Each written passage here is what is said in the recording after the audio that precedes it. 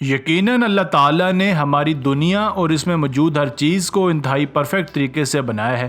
कोई भी चीज़ बेसूद और बेफ़ायदा नहीं बनाई गई। बिल्कुल इसी तरह ऊँट, जिसे हम सहरा का जहाज़ भी कहते हैं, अपने अंदर अल्लाह ताला की कुदरत के ऐसे ऐसे शाहकार समोए हुए हैं कि इंसान देख सुनकर दंग रह जाए। आपने ऊँट के बारे में बहुत सारे फैक्ट्स पढ़े या सुने होंगे।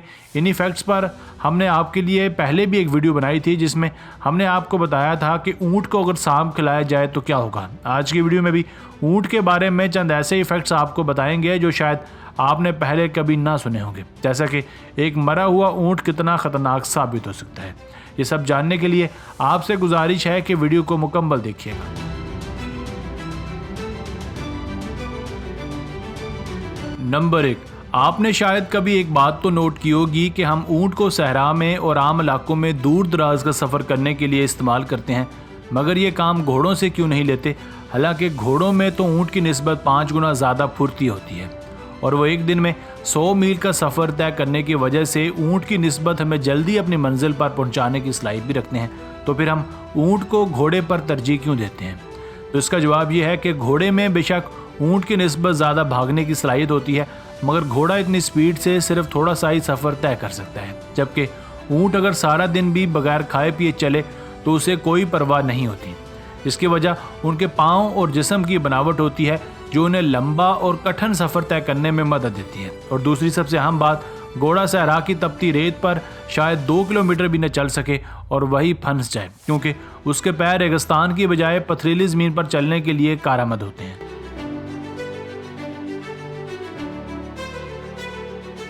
नंबर 2, जहां इंसान तपती रेत में महज कुछ ही घंटे प्यास की शिद्दत बर्दाश्त कर सकता है, वहीं ऊँट कई कई दिन तक प्यासे रह सकते हैं और उन्हें इस बात की परवाह भी नहीं होती। वो प्यासे रहकर अपने सफ़र को जारी रखते हैं। आखिर वो प्यास की इतनी शिद्दत बर्दाश्त कैसे कर सकते हैं? नाजरीन, ऊँट का हम्प यानी कोहान पावर बैंक के तौर पर काम करता है। इसके हम्प में एक बड़ी मिकदार फ़ैट की स्टोर होती है। जब जिस्म में पानी की शदीद तरीन कमी वाक़या हो जाती है, तब ऊँट के पास सिर्फ आखिरी ऑप्शन होता है, वो ये कि वो अपने हम्प की फ़ैट को सहरा की गर्मी से पिघलाए और उसके पिघलने से जो पानी पैदा हो उससे वो अपने जिस्म में पानी की मकदार को मेंटेन रखे। आप ये सुनकर भी हैरान रह जाएंगे कि महज 1 ग्राम फ़ैट पिघलने से कई लीटर पानी पैदा होता है और 500 पाउंड के ऊँट में 100 पाउंड फ़ैट होती है। और आप खुद ही अंदाज़ा लगा लें कि अगर 1 ग्राम फ़ैट पिघलने से इतना पानी प्रोड्यूस होता है तो 100 पाउंड से कितना होगा। और जब इनको शदीद तरीन प्यास लगी हो तो एक बड़ा ऊँट एक ही बार में 32 गैलन पानी पी जाने की सलाहियत रखता है। ये पावर बैंक ताउम्र ऊँट के साथ चलता है, क्योंकि जब ये एक बार ख़त्म हो जाए और ऊँट जब दोबारा खाता पीता है तो ये हम्प या पावर बैंक दोबारा से रीस्टोर हो जाता है और ऊँट अगली बार के लिए फिर से तैयार हो जाता है। ये एबिलिटी न सिर्फ घोड़े बल्कि दुनिया के किसी और दूसरे जानवर में भी नहीं पाई जाती। इसीलिए अल्लाह ताला ने कुरान मजीद में इरशाद फरमाया है, जिसका मफहूम कुछ ये है, क्या तुम ऊँट की पैदाइश पर गौर नहीं करते? मतलब एक अकेला ऊँट ही अल्लाह के शाहकार होने का सबूत है, बाकी जानवर तो बात की बात है। नंबर 3, मरा हुआ ऊँट जिंदा ऊँट से भी कई गुना ज़्यादा ख़तरनाक होता है। आपको हम्प वाली बात बताने का मकसद ये था कि आप ऊँट के अंदरूनी स्ट्रक्चर के बारे में जान लें, क्योंकि इसका ताल्लुक हमारे इस फैक्ट के साथ है। चलें आपको आसान अल्फाज में समझाते हैं।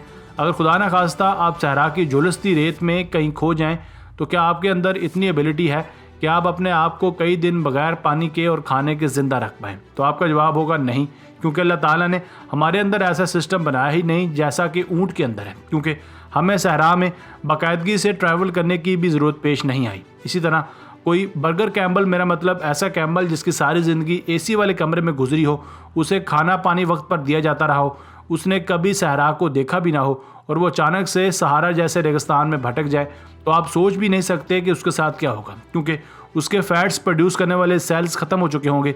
इसीलिए वो पानी स्टोर नहीं कर पाएगा और मारा जाएगा। लेकिन अगर कोई ऐसा ऊँट सहरा में मारा जाए जिसके जिस्म में फ़ैट की मकदार ज़्यादा मौजूद हो, तो आप भूल कर भी उस ऊँट के पास ना जाइएगा, क्योंकि जब ऊँट मरता है तो ऊँट के जिस्म की fat Aahista Aahista methane gases में कन्वर्ट होना शुरू हो जाती है। क्योंकि उसके जिस्म में मौजूद पानी डाइजेस्ट नहीं होता, इसीलिए उसका पेट भी फूलना शुरू कर देता है। इसीलिए मरा हुआ ऊँट एक बम का काम करता है। जैसे ही आप उसको हाथ लगाते हैं तो उसका पेट, जो कि मीथेन समेत कई गैसें से भरा होता है, एक ज़ोरदार धमाके से फट सकता है। और ऐसे कई वाक़यात देखने को भी मिले हैं। इससे होगा ये या तो आप ज़ख्मी हो जाएंगे या फिर ऊँट की सारी चर्बी आपके कपड़ों और जिस्म में लग जाएगी, जिससे आपको वॉमिटिंग भी हो सकती है। हो सकता है एक हफ्ते तक आपको स्मेल की वजह से नींद भी ना आए। मगर जो बर्गर ऊँट होता है, अगर वो सहरा में मर जाए तो उसमें ये प्रोसीजर उमूमी तौर पर नहीं होता, क्योंकि जैसा कि हमने आपको बताया कि उसमें फ़ैट की मकदार कम होती है। मगर हमारी तो आपको यही सलाह है कि मरा हुआ ऊँट कोई भी हो, आप उसके पास ना ही जाए तो बेहतर है, और ना ही उसको ज़्यादा छेड़े, वरना अंजाम आपके सामने है। जबकि कभी कभार वो लोग जो सहरा में भटक जाते हैं, अपनी पेट की प्यास बुझाने के लिए एक मरे हुए ऊँट का पेट फाड़कर फैट या पानी निकालने की कोशिश करते हैं, तब ऊँट का पेट फट जाता है और उन्हें लेने के देने पड़ जाते हैं।